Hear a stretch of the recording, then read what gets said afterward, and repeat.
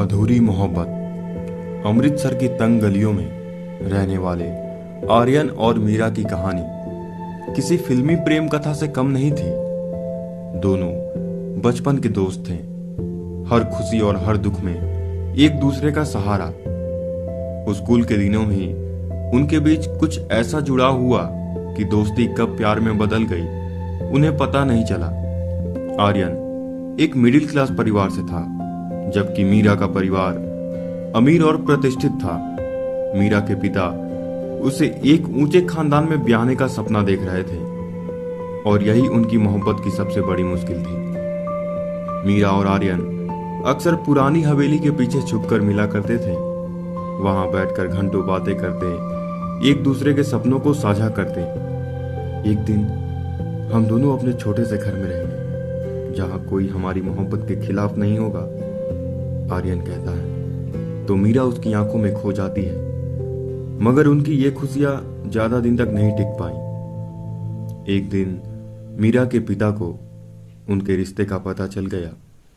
गुस्से में आग बबूला होकर उन्होंने मीरा की घर में कैद कर दिया और उसका रिश्ता दिल्ली के एक बहुत बड़े बिजनेसमैन के बेटे से तय कर दिया। मीरा ने बहुत विरोध किया, मगर उसकी मां ने आंसू बहाते हुए कहा, बेटी, हम समाज से नहीं लड़ सकते हैं। तुम्हारी खुशी हमारी इज्जत से बड़ी नहीं हो सकती। मीरा किसी तरह आर्यन से मिलने हवेली पहुंची। वो दोनों जानते थे कि ये उनकी आखिरी मुलाकात हो सकती है।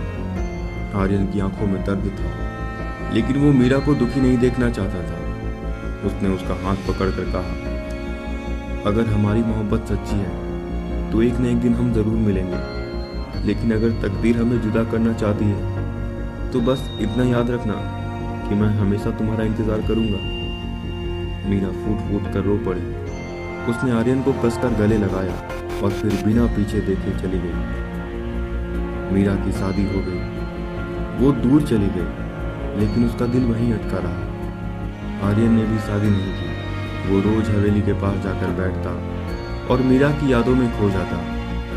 उसकी यादों से अपने मन को ठंडा करता और अपने मन में ही कुछ बातों से बड़बड़ाता और उसकी यादों में हरदम खोया रहता। उसकी जिंदगी वहां से आगे ही नहीं बढ़ी। वो मीरा के बिना अधूरा रह गया। वो दोनों अपने अपने जीवन में बंधे रहे, मगर उनकी आत्माएं हमेशा एक दूसरे को पुकारती रहीं। उनकी मोहब्बत का कोई अंत नहीं था, वो हमेशा के लिए अधूरी रह गई। दोनों का प्यार हमेशा के लिए अधूरा रह गया। दोनों करते भी क्या? उन दोनों के रिश्तेदारी में कोई खिलाफ था, जो था उनके फैमिली। धन्यवाद।